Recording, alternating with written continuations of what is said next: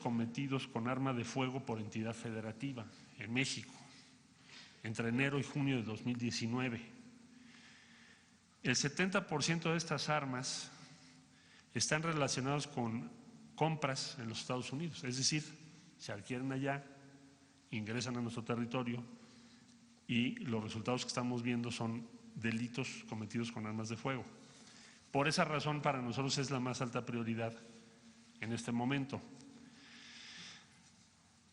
Se manifestó que el objetivo de México sería congelar el tráfico de armas en la frontera. Nuestro objetivo último no es nada más reducirlo, sino congelarlo, y para eso necesitamos la participación de las autoridades norteamericanas. Les comento que el pasado lunes 9 de septiembre, esta semana también, se instaló el Grupo Binacional sobre Tráfico de Armas y que lo integran de la parte mexicana la Secretaría de Seguridad y Protección Ciudadana, la Secretaría de Gobernación, Relaciones Exteriores, Defensa Nacional, la Marina, Secretaría de Hacienda y Crédito Público y la Fiscalía General de la República. Y acordamos entonces que va a haber una revisión mensual de los avances en este respecto, es decir, México va a estar publicando mensualmente cuántas armas están vinculadas a delitos en México de procedencia de Estados Unidos, para que tengamos una referencia de cómo esto se va reduciendo y podamos alcanzar la meta de congelar ese tráfico de armas. Desde julio, les dijimos, México propuso operaciones para el control de armas en 5 puntos a lo largo del lado estadounidense de la frontera: San Diego, El Paso, Laredo, McAllen y Brownsville. El 41% de las armas involucradas en crímenes que se cometen en nuestro país y que fueron recuperadas proceden de Texas, el 19% de California y el 15% de Arizona. Por lo tanto, la prioridad evidentemente es Texas, 41%. Como resultado de ello, el gobierno de los Estados Unidos ya también determinó las agencias que van a participar y tendremos a partir de la semana entrante, a cargo de la Secretaría de Seguridad Pública, la reunión correspondiente y el anuncio de las operaciones a que haya lugar, así como la publicación del detalle sobre estas armas. En síntesis, consideramos que la reunión fue una reunión productiva y que estaremos muy pronto ya alcanzando los números en el flujo migratorio que han sido históricamente los que hemos observado en los últimos años. Es decir, saldremos de una circunstancia de incremento mensual considerable. Y por otro lado, se nos va a abrir espacio para que México pueda avanzar y exigir que se congele el tráfico de armas, entre otras cosas. Hay otros temas, no son los únicos, pero estos son los dos que se trataron en la reunión a que hago lugar y de la que estoy informando. Al final de la reunión pude saludar al presidente de Estados Unidos. Fue un breve saludo en donde externó que reconocía los esfuerzos que México está llevando a cabo y la importancia de lo que estamos planteando nosotros también en materia de armas. Entonces considero que fue una reunión exitosa y bueno, hay, como les decía yo, otros temas en la agenda bilateral o binacional, pero por ahora en estos dos pudimos avanzar. ¿Sí?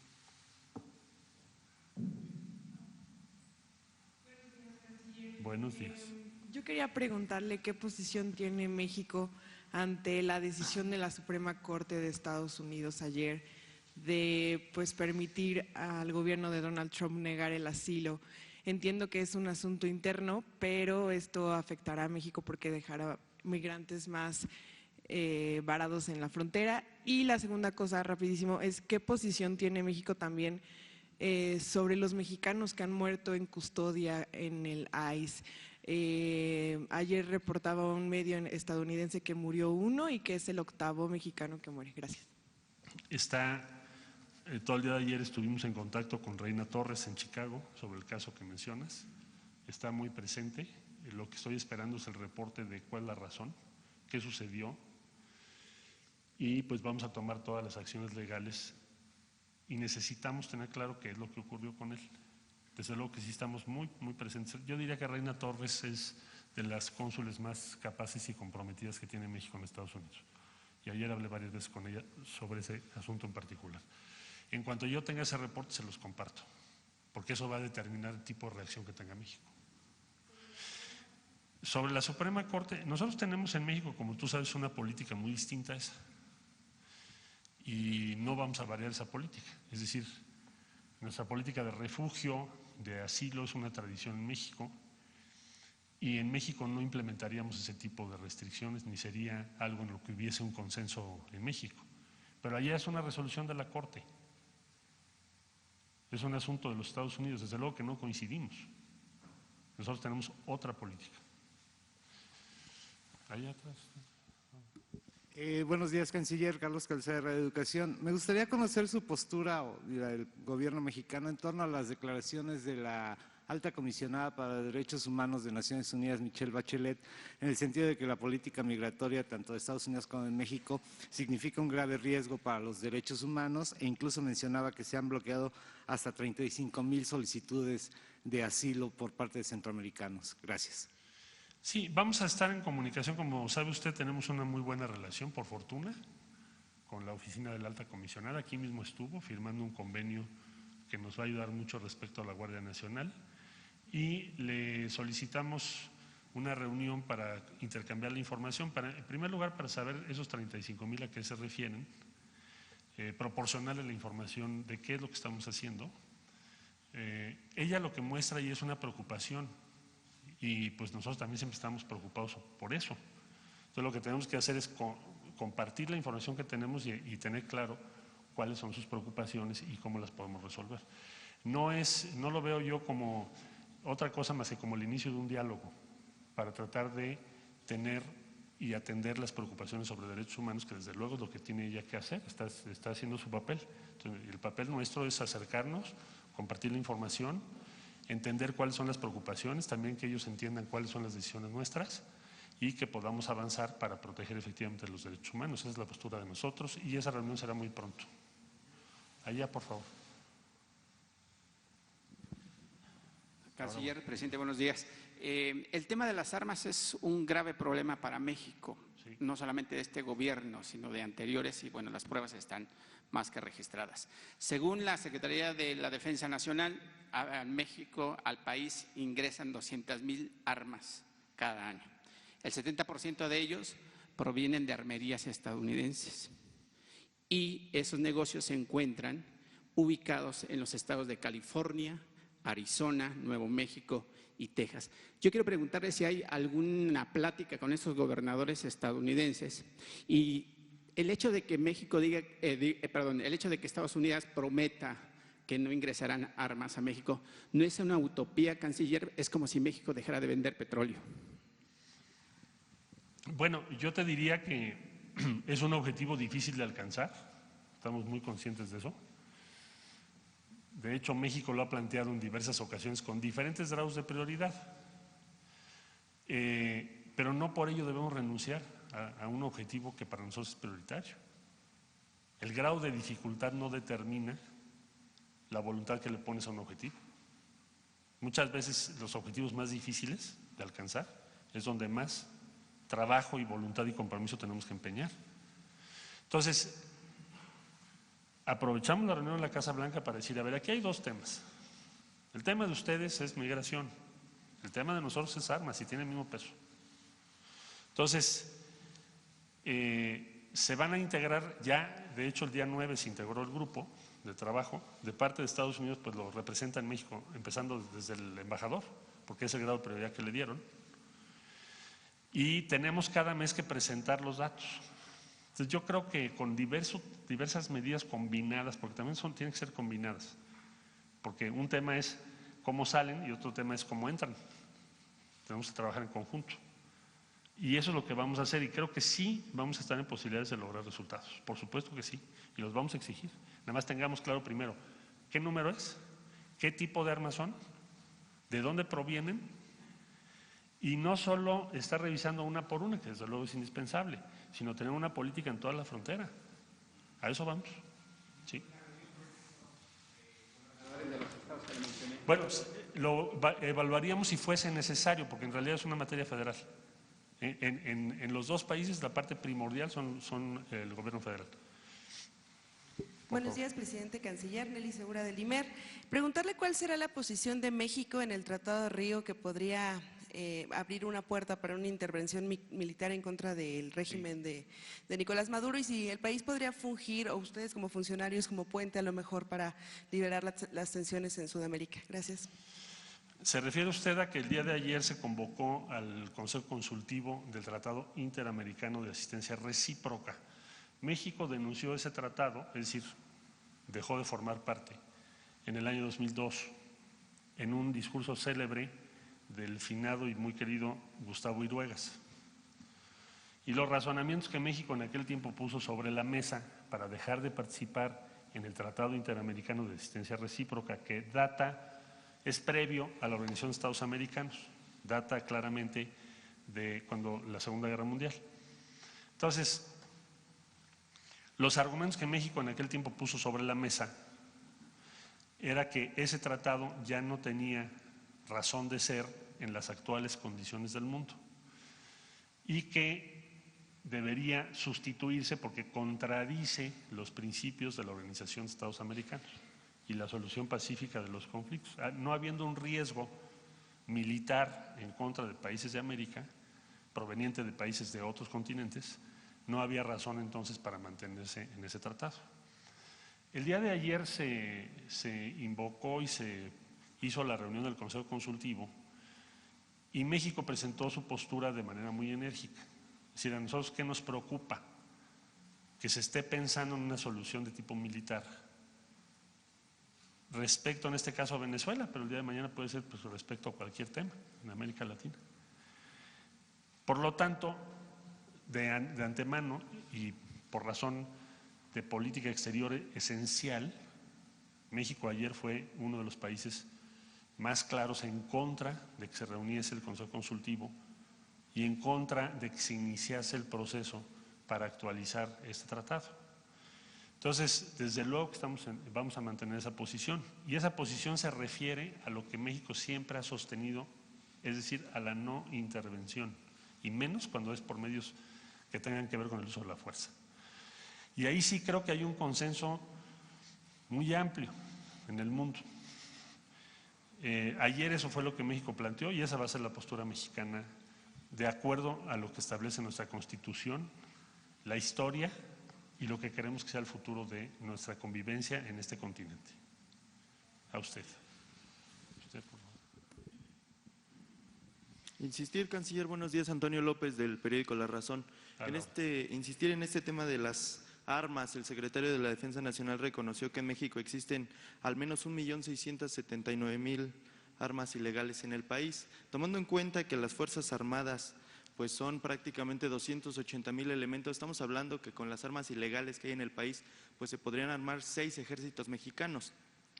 Antier, autoridades del gobierno de Estados Unidos dijeron que si bien nuestro país está haciendo lo que le corresponde en materia de migración, pues se exigieron a las autoridades mexicanas hacer más. En esa materia preguntarle, canciller, si usted aquí ahora le pediría al gobierno estadounidense que en materia de armas hagan más o es suficiente con lo que se va a hacer con la creación de esta comisión binacional. Muchas gracias. Tienen que hacer muchísimo más, qué bueno que lo mencionas, y así lo pusimos sobre la mesa. Lo que se está haciendo es muy poco, si no es que nada. Entonces, si se quiere congelar ese tráfico, pues los números que tú nos estás dando dan cuenta de la dimensión del problema que tenemos que resolver. Entonces, México va a estar exigiendo las acciones que Estados Unidos debe tomar en reciprocidad a las que México está tomando. Usted, por favor. Ahora voy para allá. Buenos días, canciller. Si nos puede dar un poco más de detalles sobre estos 800 millones de dólares de las cartas de intención, ¿qué tipo de proyecto sería? ¿Para qué parte del país? ¿En qué industrias? Sí. Bueno, tenemos un desglose, pero acuérdate que OPIC da a conocer el contenido de los proyectos una vez que ya entra en funcionamiento el crédito. Lo que vinieron a hacer a México, que rendimos un informe, fue a firmar las cartas de intención. Entonces abarcan muy diversos proyectos. Hay un proyecto que va a estar en Salina Cruz y es una empresa mexicana que tiene que ver con gas en esa zona. Hay otro proyecto que tiene que ver con microempresas, ahí son diferentes empresas. Ahí hemos enfatizado mucho que ese es un crédito que nos interesa, pero son pequeños. Ya tenemos la confirmación por parte de ellos de que eso va a ser así.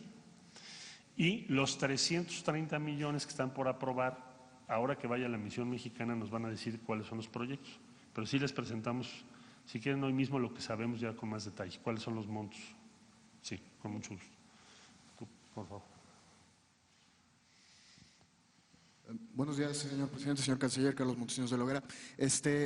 Usted, antes de partir para Washington, nos comentó que otro de los temas prioritarios para esta reunión iba a ser el tema del supremacismo blanco y de este combate conjunto que estaban planeando. Se tocó el tema, cuál fue la posición de la administración Trump y si alguna, y nada más si nos pudiera aclarar cuándo es el primer informe de este grupo binacional de tráfico de armas. Muchas gracias. Con mucho gusto. Bueno, respecto al grupo de armas, estimo que la próxima semana la Secretaría de Seguridad Pública convoque para dar a conocer esa información. No sé qué día, eso lo decidirá el señor secretario de Seguridad, pero seguramente será la semana entrante, para iniciar el seguimiento de este tema en términos de medios y de información a la opinión pública. Por otro lado, respecto al tema de terrorismo, el ataque terrorista que sufrimos en El Paso, Texas, hasta ahora lo que hemos tenido de parte de la Administración Federal es un acceso a toda la investigación. Es decir, el FBI nos ha dado acceso a todo lo que le hemos pedido por parte de la Fiscalía General de la República y de la Consultoría Jurídica de la Secretaría de Relaciones Exteriores. Y lo mismo, aunque no depende del titular del Ejecutivo en Estados Unidos, sino que es, como acá ya lo es también, la Fiscalía General tiene autonomía, el fiscal de distrito también ya ha habido varias reuniones y nos ha dado acceso a todo lo que está integrando. Entonces no hay un motivo en este momento para que dijera yo que nos hace falta algo por parte del gobierno de los Estados Unidos. Ha habido una buena disposición y nos han dado acceso a toda la información necesaria. Ahora estamos en la etapa, ¿en qué etapa estamos? Integración de lo que va a ser el caso que va a presentar el fiscal de distrito en Estados Unidos, y falta la determinación de las autoridades de la Fiscalía General de Estados Unidos para ver si también van a participar o no y con qué tipo de delito que van a imputar. Allá se denominan delitos de odio o crímenes de odio, mejor dicho. Entonces, ellos están en ese proceso y en México la Fiscalía General de la República está en la integración de la carpeta de investigación.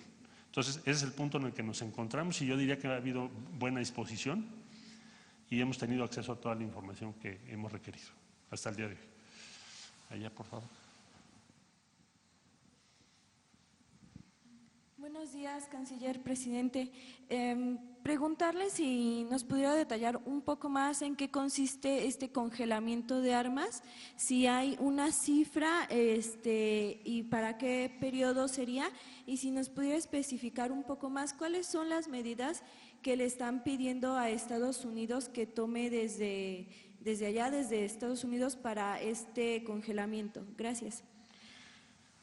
Básicamente tiene que ver con dos medidas. Una es, en México es ilegal ingresar con armas. Entonces esto significa que las personas que van a cruzar hacia México, que porten armas sin la debida autorización de México, están cometiendo un delito. Es lo que quiere decir. Entonces necesitamos que las autoridades norteamericanas, hago referencia a la pregunta que hacía el compañero, CBP en particular, que fue muy fuera de tono su declaración del día lunes, y que el encargado, que decía que México tiene que hacer más. Bueno, nosotros lo que decimos es, ustedes tienen que hacer lo que les corresponde de acuerdo a las convenciones internacionales y a las propias leyes y acuerdos bilaterales. Por consiguiente, debe haber un proceso de revisión cuando sales de Estados Unidos y vas a ingresar a México, de que no portes armas, porque es ilegal en el país al que vas a entrar. Entonces, no es solo responsabilidad de México revisarlos cuando están en nuestro territorio, sino que aquel que vaya a cruzar sepa muy bien que si trae un arma, porta un arma, está cometiendo un delito. Entonces, eso es lo que queremos avanzar, esa es una cosa. La otra es quién vende las armas del otro lado de manera irregular. Ahí está el otro tema, es un tema de inteligencia. Ya el secretario de Seguridad seguramente les va a comentar esto, no quiero anticiparles todos los detalles porque es una estrategia propia de seguridad. Pero México va por eso, sí va a haber un cambio importante en esa estrategia y en lo que estamos demandando.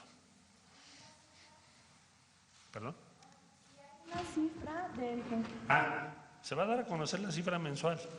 Es decir, lo primero que tenemos que ponernos de acuerdo es el número, conocer el tipo de armas y el número que cada mes estamos detectando en México y a qué delitos están vinculados. Eso, según nos informó el señor secretario de Seguridad, el doctor Durazo, es lo que pretende darse a conocer mensualmente. No solo las cifras, sino a qué delitos están vinculados. Allá atrás, por favor. Gracias, buen día, canciller. Dalila Escobar, de corresponsal de A Tiempo TV en Coahuila. Anoche, en las últimas horas se dio a conocer que se encontró el cuerpo de una mujer y un hijo de al menos de 5 años que fueron arrastrados por el río Bravo en el intento por cruzar de México hacia Estados Unidos. De hecho, el hallazgo fue en la frontera entre Texas y Coahuila. Preguntarle cuál es el número oficial que ustedes tienen en torno a la cantidad de muertes que se han dado de personas que han intentado cruzar de México a Estados Unidos, si tiene el número también en el caso específico de Coahuila y preguntarle si aún con estos hechos consideran que estas medidas siguen siendo exitosas y qué números en este sentido les ha compartido Estados Unidos. Mira, las medidas que se están tomando tienen como propósito evitar desgracias, porque decía yo en otra ocasión que no tuve el gusto de que compartiéramos esa conferencia, informaba yo que las condiciones en las cuales se da este flujo pone en riesgo la vida de muchas personas. Por ejemplo, pensemos en los trailers, no tienen a veces ni el aire suficiente. Puedo darte el reporte de los últimos, cuando menos desde que entramos al gobierno a esta fecha, con mucho gusto ahorita les pido que te lo preparen. Y lo que estamos tratando de evitar es que tengas un flujo migratorio irregular, anónimo, en manos de delincuencia organizada o no. Y por eso estamos creando 60,000 empleos por primera vez en Centroamérica. Es decir, ¿qué es lo que se quiere buscar? Que no tengas que asumir esos riesgos, que no tengas que correr esos riesgos. Estados Unidos tiene una política migratoria durísima. La resolución que tomó ahora la Corte es impresionante, el impacto que va a tener la Corte de Estados Unidos. Entonces, ¿qué tenemos que hacer? Crear alternativas para las personas para que no tengan que correr esos riesgos. Nosotros estamos preocupados por eso. Eso no lo genera lo que estamos haciendo, eso lo genera la falta de opciones allá. Con mucho gusto te mando la información. Claro que sí. Buenos días, canciller. Misael Zavala, del Universal. Hablando sobre este tema de la delincuencia organizada, ¿qué reporte tiene de cuántas bandas se han desarticulado de red de tráfico de personas en lo que va de esta administración? ¿Y cuál sería la operación que ellos tienen, ya sea los cárteles mexicanos con otras bandas criminales en Estados Unidos o en Centroamérica, por ejemplo, las maras? Gracias. La Fiscalía General de la República nos informó que tienen más de 300 casos ya judicializados que tienen que ver con tráfico de personas. Y ahí estamos hablando de los propietarios de trailers, estamos hablando de quienes tienen hasta casas, diferentes tipos de instalaciones para que las personas ahí estén, para moverlos de noche. Sabemos que hay lo que llamamos una red entre Honduras y la frontera con Tamaulipas, que es la que más trabajo nos ha costado. Ayer la Fiscalía General de la República nos informó también, ayer, que había hecho una operación exitosa para uno de los puntos intermedios que está en Tabasco y pudieron tener resultados respecto a una banda que se dedica a eso. Es decir, que tienen los trailers, las casas, están cobrando $3,500, $4,000 persona. Segunda vuelta, $5,000. O sea, si quieres tener dos opciones, pagas $5,000. Entonces es un negocio inmenso. ¿Qué puede resolver ese? ¿Cómo podemos hacer frente a eso? Bueno, con la investigación, la inteligencia que acabo de mencionar y creando opciones otra vez en sus lugares de origen para que la gente no tenga que correr esos riesgos. Están corriendo riesgos muy altos porque tienen situaciones muy difíciles en Honduras, Guatemala y El Salvador. Entonces hay que apoyarlos, hay que respaldarlos. Ayer tuvimos reunión con la Unión Europea, les decíamos eso también. Entonces, bueno, pues, hagamos un esfuerzo entre todos. Y queremos también convencer a Estados Unidos, aunque no lo creas, con los resultados que logremos en El Salvador, Guatemala y Honduras. Respecto a tu pregunta, entonces, yo lo que haría es pedirle a la Fiscalía General de la República que hoy pueda compartirnos esa información con todo el debido respeto a su autonomía, por supuesto, y en los términos que ellos así lo consideren, para que ustedes puedan tener los detalles. Pero sí han tenido una actuación, diría yo, bastante destacada y relevante. Hace algún tiempo no era algo prioritario hacer esta investigación, pero ahora se está viendo por muchas razones que es algo que debe ser prioritario. Y así está siendo para el caso de la Fiscalía General de la República. Allá atrás, por favor. Hola, Emily Green con Vice News. Hablando de crimen organizado, tengo información de primera mano que los agentes de inmigración en Tamaulipas están llevando a los migrantes retornados de Estados Unidos a las estaciones de buses y que los cárteles aparecen inmediatamente y los secuestran. Es una ola enorme de secuestros inmigrantes. Y yo quisiera saber de qué manera usted va a detener esta ola de secuestros de inmigrantes y por qué por lo menos no pone seguridad en las estaciones de buses donde sepa que están secuestrando a los migrantes. Yo con mucho gusto te agradecería la información de secuestros masivos de migrantes, porque no tengo esa información. Si está ocurriendo y tú lo sabes, a nosotros nos serviría mucho. Lo que está haciendo México es ofrecerles toda clase de protección. Se les ofrece albergue, se les ofrece apoyo para que se muevan, se les ofrece empleo. Hasta ahora lo que hemos logrado es que tengan empleo en el norte, menos de 2,000 no quieren empleo. La mayoría no lo han aceptado, pero los que nos han dicho que sí, lo hemos hecho. Eso lo tiene a su cargo Horacio Duarte, el subsecretario de Trabajo. En albergues igual, formamos un recinto especial en Ciudad Juárez, en Mexicali, en Tijuana, y ahora se va a hacer lo mismo. Si está trabajando Horacio Duarte para Nuevo León y Tamaulipas. Entonces, sí hemos tenido casos de secuestros, pero no son masivos. Los que nosotros hemos podido investigar, hemos hecho como 20 casos. Pero si tú tienes referencia de que sean, como tú dices, que no lo pongo en duda, y nos das la información que tú tengas, pues actuamos de inmediato. Pues ¿qué otra cosa? Claro que lo tenemos que hacer. Claro, porque lo que estoy escuchando es que es una ola que pero les llevan. yo no veo que haya un fenómeno masivo de secuestro, con todo respeto, hasta donde tengo información. Pero si tú tienes otra información, por favor, me la compartes y entonces tomamos una acción. Claro. Ahí atrás, por favor.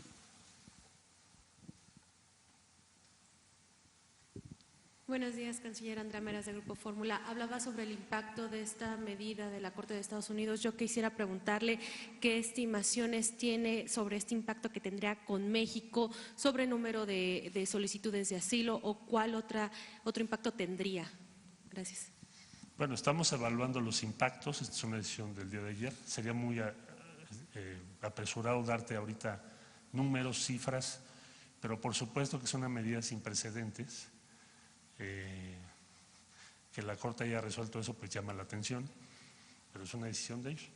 Entonces, el día de hoy vamos a tener varias reuniones para tener pues la estimación específica de cuáles son los efectos, dependiendo cómo esté formulada la resolución de la Suprema Corte en Estados Unidos.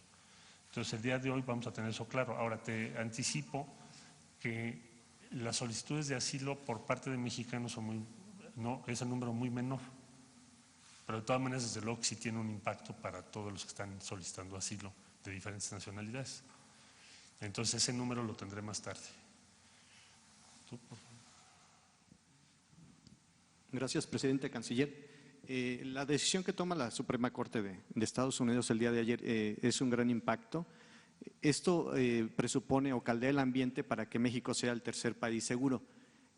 ¿La posición de México sigue siendo la misma o lo están reconsiderando? Gracias. No, la posición de México va a ser la misma, nada más para aclarar sobre ese tema. El tercer país seguro significa que todas las solicitudes de asilo se tramiten en México. Eso significa. Y eso implica un tratado. Y como tú sabes, la posición del Gobierno de la República ha sido que no vamos a aceptar eso. Y el Senado de la República le consultamos y tampoco lo va a aceptar. Y eso se los hicimos saber ya en las diferentes ocasiones que hemos tenido y les hemos compartido también el posicionamiento por escrito con los detalles del caso y por qué México no lo va a aceptar. Entonces, eso no puede ser derivado de una resolución de la Corte en otro país. Eso es un tratado entre dos o más países. México no lo va a aceptar, bajo ninguna circunstancia. Por favor. Muchas gracias. Señor canciller Reyes Razo, servidor, estamos como síntesis, como gran resumen de su estancia en Washington y sus pláticas, ¿disipó todo riesgo de medidas duras de parte de los Estados Unidos o pende como espada de Damocles sobre nosotros el hecho de que varíe el carácter, la intención de la política norteamericana hacia México? Muchas gracias. Con mucho gusto. Yo diría que en esta ocasión tuvimos una reunión en donde no tenemos una circunstancia de que nos hayan fijado un plazo o de que se haya puesto sobre la mesa el tema arancelario. Ya es otro escenario en el que estamos en este momento. A usted. Buenos días, presidente, canciller. Pues nada más para preguntarle acerca del seguimiento y los avances que se tienen con respecto al cuidado y la protección de los niños migrantes que se encuentran en México, que vienen de Sudamérica, y de los niños mexicanos que están migrando o que quedan varados en las fronteras, que se encuentran en Estados Unidos, sobre alimentación, seguridad, salud, todo lo que compete al cuidado y la protección de los niños. Gracias. Bueno, la Secretaría de Gobernación, Relaciones Exteriores, con la participación de muy diversas instituciones, dio a conocer, no sé si esté familiarizado, un protocolo por instrucciones de la Presidencia de la República para lo que tiene que ver con menores no acompañados en nuestro territorio. Acto seguido, además de tener ese protocolo, se hizo con todas las entidades federativas que están involucradas diferentes tipos de acuerdo porque nos están apoyando muchísimo, sobre todo para menores no acompañados. Y de parte de la Secretaría de Relaciones Exteriores se hizo una transferencia de recursos para apoyar tanto al INAMI como al DIF para que tengan las condiciones necesarias para atender este flujo de menores no acompañados. Ahora, el descenso del 76% incluye menores. De esa cifra que dimos ahorita, la caída del 76%, más o menos un tercio son menores que ya no están llegando a México en este momento. Sí, conforme va cayendo el flujo, pues también va cayendo el número de menores no acompañados. Desgraciadamente, en muchos casos, menores los tenemos o hay que visualizarlos en tres grupos.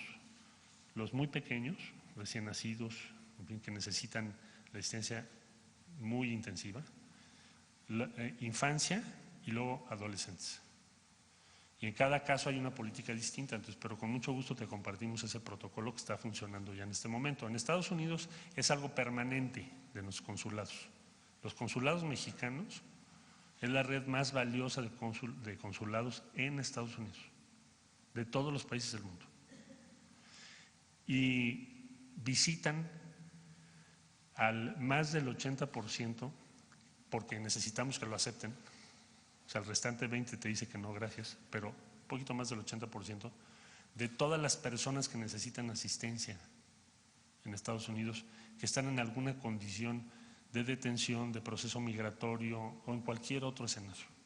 Y por fortuna el número de menores mexicanos no acompañados en Estados Unidos en esas circunstancias prácticamente lo tenemos cubierto en su totalidad.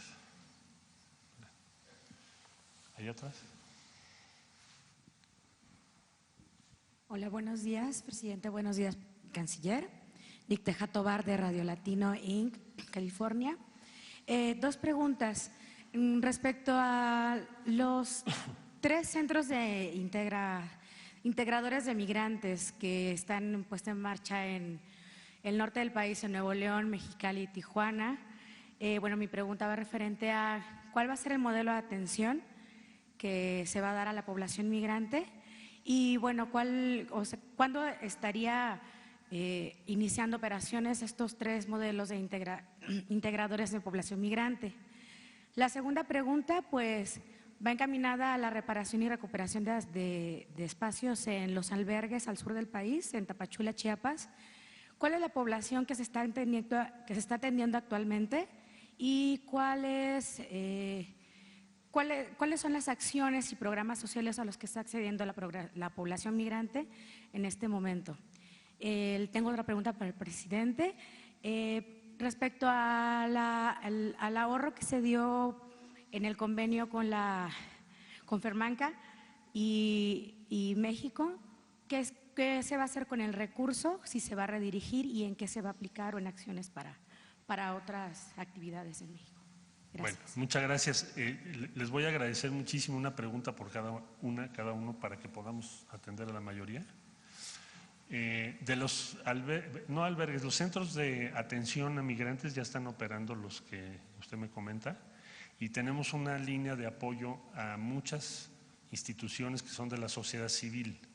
Estamos trabajando con muchas instituciones. La otra vez les presentamos un reporte para el caso de la frontera sur de las instituciones de la sociedad civil que estamos respaldando con fondos de diferente procedencia del gobierno de la República.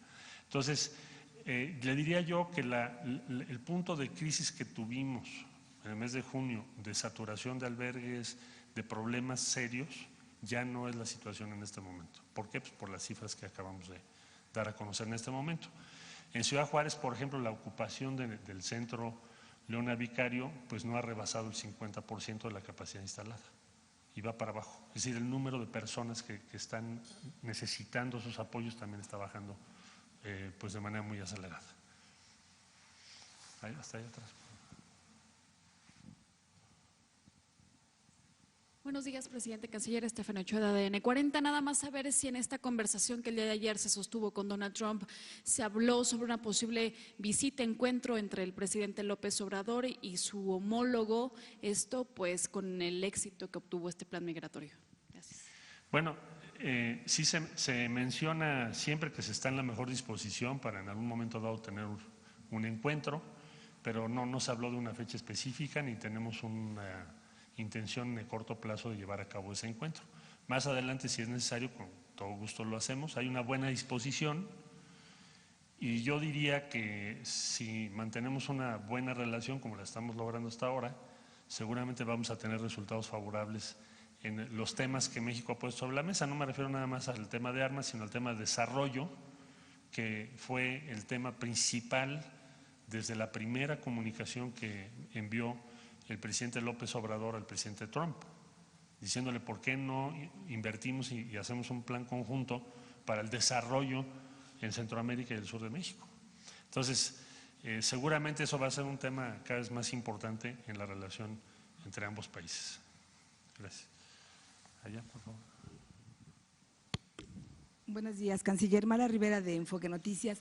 Yo quisiera preguntarle si con esta nueva relación se anula el deseo de Donald Trump que había formulado de hacer cambios a la regulación para la comercialización de armas de Estados Unidos, es decir, que ya no necesitarían en este caso pues las empresas estadounidenses la intervención del gobierno de los Estados Unidos para poder vender sus armas en el extranjero, que todavía hace poco se mencionaba como una posibilidad, pero ahora con lo que comenta queda anulada esta intención, este deseo de Donald Trump, y al presidente más adelante, si me permite, preguntarle sobre estas nuevas herramientas que se anuncia por parte del SAT, presidente, porque se dice que, bueno, tiene que mejorar la recaudación y en ellas, bueno, pues viene la implementación, por ejemplo, la posibilidad de cobrar estos 700 millones que debe el Interjet al SAT, o incluso la propuesta del Consejo Coordinador Empresarial de que si más de 30 días tardaran en dar la devolución el SAT a las empresas, bueno, pues pudieran pagarles también intereses.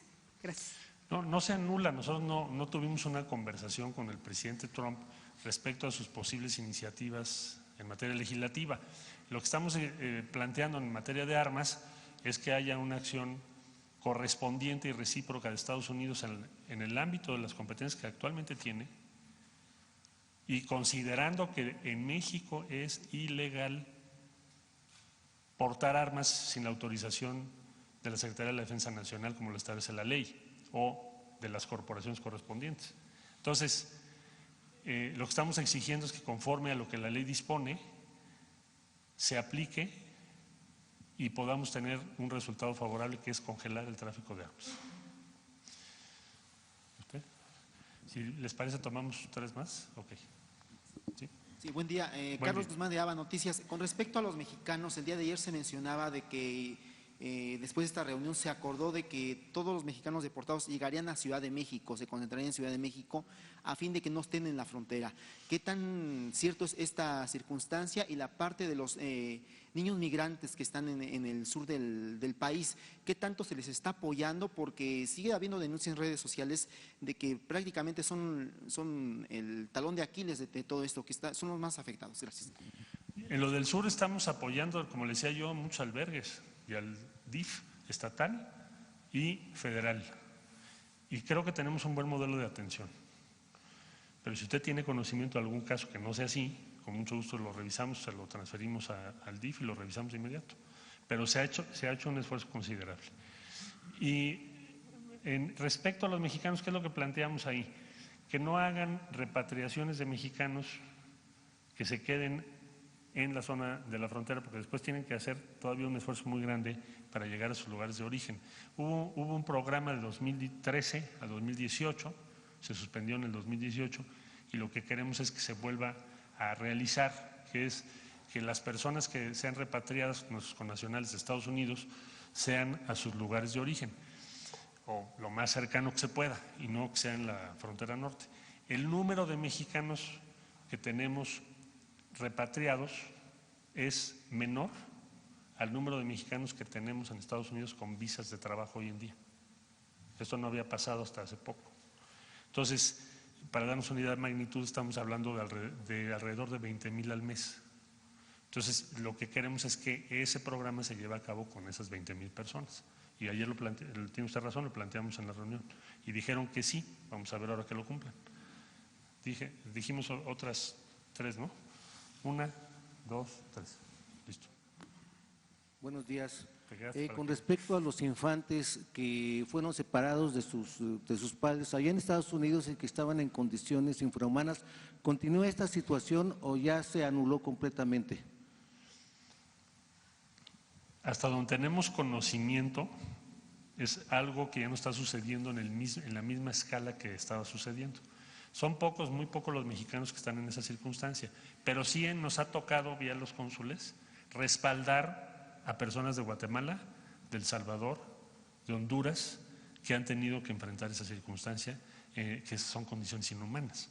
Entonces lo que hacemos es tratar de respaldarlos, aprovechar lo que la ley dispone en Estados Unidos, tratar de impedir que suceda, y eso va a seguir siendo la postura de nuestros cónsules.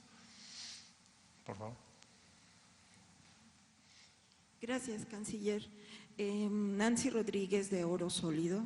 Mire, a través de redes sociales, desgraciadamente hemos recibido mensajes de auxilio, literalmente, nos mandan hasta fotografías. ¿Qué está pasando en Quintana Roo con estas comunidades rusas que están llegando? Incluso ahorita nos dicen que están por salir unos que han ya purgado pena y están pues por salir. ¿Cuál va a ser su estado migratorio de estos extranjeros rusos, y también se han ido hacia toda la comunidad de la Riviera Maya, y también forman parte de grupos, nos dicen, armados, no son autodefensas. Entonces, vienen elecciones en algunas comunidades y se han aliado con algunos partidos políticos, el mismo PRI, PAN, PRD, que están. Entonces, están muy preocupados. Aquí tengo la información, como usted dice, si tenemos la información. ¿Y qué está pasando con estas comunidades rusas que están llegando, canciller? Muchas gracias. Bueno, con mucho gusto me comparte usted la información. Tenemos un flujo turístico importante de Rusia a Quintana Roo, pero que yo sepa que estén armados o la referencia que usted está haciendo no tengo conocimiento.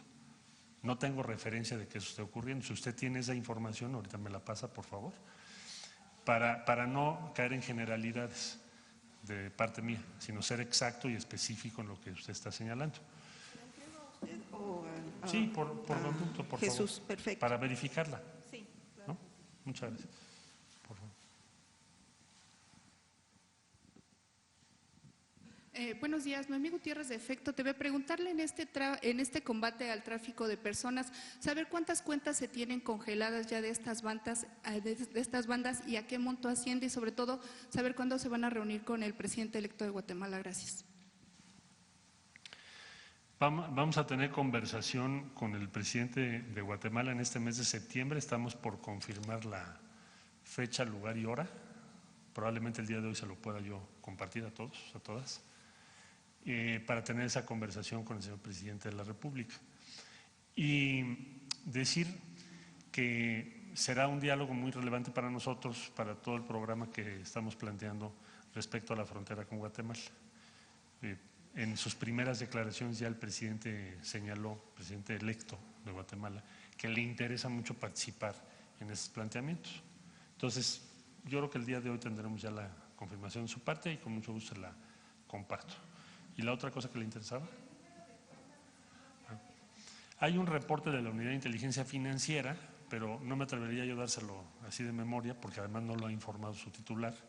Entonces, pues ahí estaríamos a lo que el señor presidente disponga para que él pueda informarlo en detalle, la Unidad de Inteligencia Financiera, pero sí ya hay congelamientos, sí hay ya una investigación en curso relevante, y pues eso también va a tener una influencia en lo que está ocurriendo. Es decir, esas personas, las redes, están ganando $3,500, $4,000, $5,000 por persona.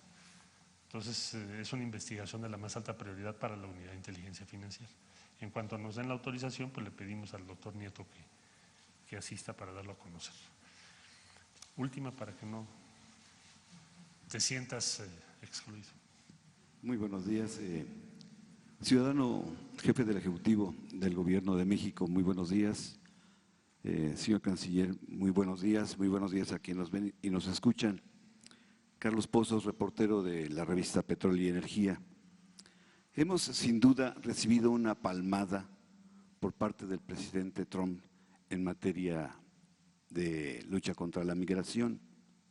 En un balance hasta hoy, ¿podría usted calificar si hemos sido doblegados en materia migratoria como país? ¿Y qué garantía existe de que la guerra comercial, el tema migratorio y el tema del combate al narcotráfico no sean utilizados como complemento político en las aspiraciones políticas de julio del año próximo por el presidente Trump? Gracias. Bueno, nosotros no podemos ni debemos hacer otra cosa más que defender los intereses de México y evitar que seamos objeto de la contienda política en Estados Unidos, pero no lo podemos impedir. Es decir, en Estados Unidos van a hablar de México y nosotros no podemos regular eso, unos y otros. ¿Qué estamos tratando de hacer? Pues que antes de que la contienda electoral en Estados Unidos suba de tono, porque así será en los próximos meses, México tenga sus asuntos lo más avanzados o resueltos posibles. Es decir, a México no le convendría tener en pleno proceso electoral de Estados Unidos números muy altos de flujos migratorios creciendo cada mes, porque entonces nos vamos a volver el tema central en Estados Unidos. Por eso pienso que estas medidas que hemos tomado obedecen primero al marco legal mexicano, porque en México las personas que estén en nuestro territorio tienen que tener un estatus legalmente establecido.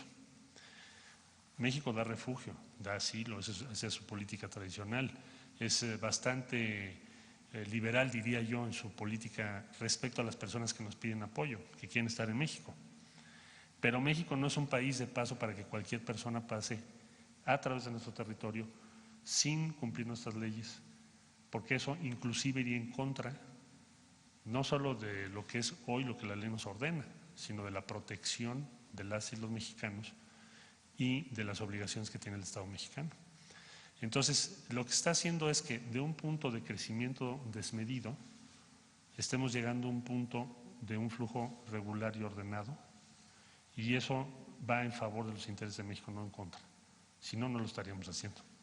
Entonces, hay que estar muy alertas, hay que trabajar con mucha firmeza, con astucia y defender los intereses de México, porque los procesos electorales en Estados Unidos nosotros no los podemos regular. Y es probable que si nosotros no tomáramos las medidas correctas, pues pudiéramos indirectamente provocar que México se vuelva un tema en los Estados Unidos. Entonces, exactamente lo que estamos buscando es lo contrario. La parte que nos toca es esa, y es lo que estamos haciendo. No, porque en ese caso pues sería el tercer país seguro, sería otro el escenario en donde se colocara México. México ha llevado a cabo su estrategia y su estrategia está funcionando y se tiene que respetar lo que nosotros pensamos y lo que nosotros proponemos. Si nosotros logramos que la cooperación para el desarrollo crezca en la escala que se pretende que crezca, pues será un gran triunfo para México en los próximos años. Hoy por hoy hemos logrado avanzar y estamos cerca de lograr que lo que decimos tenga más respaldo, no solo en Estados Unidos, en todo el mundo. Gracias. Muchas gracias. Pues hemos dicho, ya fue muy importante esta conferencia sobre un tema fundamental. Yo tengo que salir de gira, vamos a Hidalgo. Si hay algún asunto general, pues contestamos algunas preguntas, si les parece unas 5.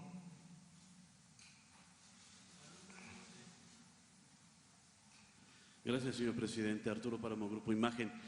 Ayer, tras la reunión que sostuvo usted con los padres de los jóvenes desaparecidos de Ayotzinapa, dieron una rueda de prensa y ahí señalaron que no ven un avance concreto y no lo que desearían ellos. El subsecretario Encinas nos comentó que hay líneas de investigación abiertas, nuevas.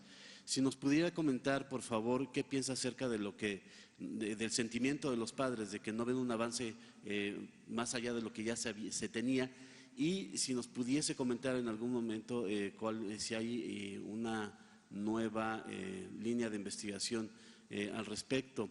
Y también, si me permite, ayer también partidos políticos fueron anunciaron que van a ir a la Suprema Corte de Justicia para iniciar una acción de inconstitucionalidad por el tema de las facturas que usted ya nos comentaba ayer también en la conferencia de prensa. Si me puede hacer un comentario. Bueno, yo creo que tienen toda la razón las madres, los padres de familia de los jóvenes desaparecidos de Ayotzinapa. Necesitamos que haya resultados, que sepamos dónde están los jóvenes. Esa es la demanda de ellos y eso es lo que nosotros también deseamos y estamos haciendo todo lo que se puede, se debe, todo. Ayer les expliqué a ellos de las decisiones que hemos tomado, las instrucciones que he dado al respecto y nuestro interés de continuar con la búsqueda de los jóvenes. Es un asunto de la más alta prioridad para el gobierno, es un asunto de justicia, es un asunto humanitario. Todos estamos trabajando con ese propósito. Acordamos pues seguir trabajando, no van a faltar recursos, estamos facilitando la participación de organismos internacionales de derechos humanos, grupos especializados de derechos humanos, los que iniciaron la investigación, que puedan venir todos sin ninguna limitante.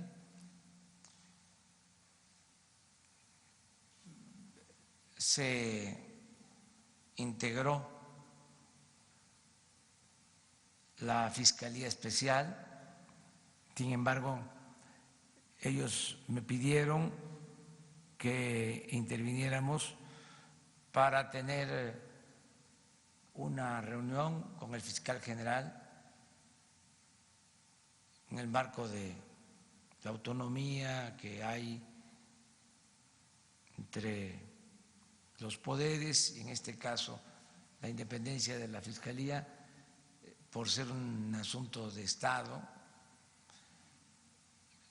Le pedí la entrevista al fiscal general, se va a llevar a cabo la semana próxima con los padres para que él informe. Yo voy a estar presente como testigo. Quedamos en reunirnos cada 2 meses. Yo espero que no sean muchas reuniones para que podamos dar la información, la noticia de que ya se encontraron a los jóvenes. Yo no quisiera que esto fuese eterno. Entonces, en eso estamos, pero sí tienen razón, son sus hijos, muchos años sin ellos, son los sentimientos de los padres y ya sabemos todos de cómo es el amor de los padres a los hijos. Entonces, estamos atendiendo eso. ¿Qué otra cosa preguntas? El anuncio de partidos políticos de que iniciarán una acción de inconstitucionalidad por el tema Sí, de están en su derecho de hacerlo. Ayer lo dije, imagínense, da hasta pena ajena